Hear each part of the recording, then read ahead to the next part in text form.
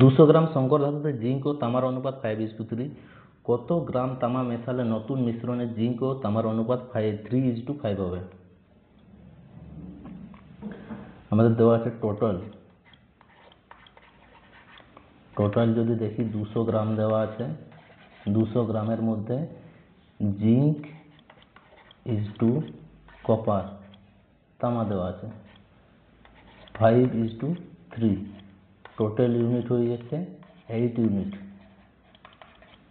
ঠিক আছে, সেইটার থেকে যদি আমরা 200 গ্রাম থেকে যদি বের করি কপারটাকে শুধু 3/8 আমরা পাই যাচ্ছি 25, 8 3 25 75 গ্রাম আমরা পাচ্ছি কপার। আর 200 থেকে 75 বাদ দিয়ে দিলে 125 হয়ে যায়।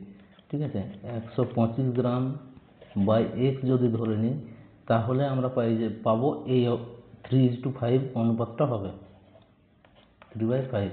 তাহলে এইখান থেকে x যদি বের করি 0.25 × 5/3।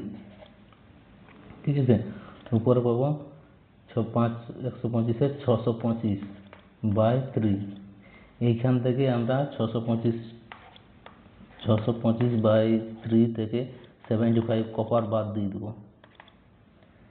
বাদ দিলে আমরা পাচ্ছি 3625, এইটা 225 পাবো।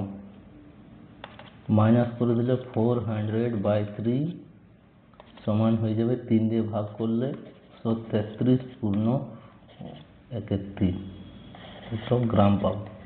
ঠিক আছে, অপশন ডি আমাদের অ্যান্সার।